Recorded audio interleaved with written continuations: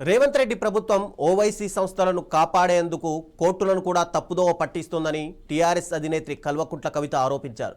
హైడ్రాను ఇష్టమొచ్చినట్లు వాడుతూ పేదల ఇళ్లను బుల్డోజర్లతో కూల్చేస్తున్న రేవంత్ సర్కారుకు చెరువును కబ్జా చేసి కాలేజీ కట్టిన ఓవైసీ విద్యా సంస్థలు కనబడడం లేదా అని నిలదీశారు. ఫాతిమా కాలేజీని సల్కం చెరువును కబ్జా చేసిన స్థలంలోనే కట్టినట్టు ప్రపంచమంతా కోడై కూస్తున్న రేవంత్కు మాత్రం ఆ స్థలం ఎఫ్టీఎల్లో కనిపించడం లేదని ఎద్దేవా చేశారు. రేవంత్ వెంటనే కంటి పరీక్ష చేయించుకోవాలని హితవు పలికారు.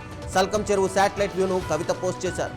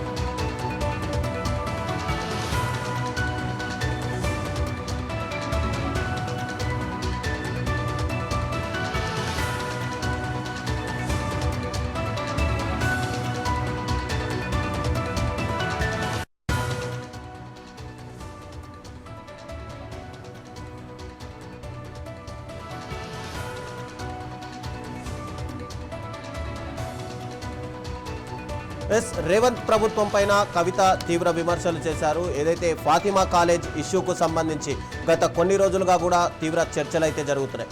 ఒకవైపు భారతీయ జనతా పార్టీ కూడా సల్కం చెరువును పూర్తిగా కబ్జా చేసి ఫాతిమా కాలేజీని నిర్మించారు.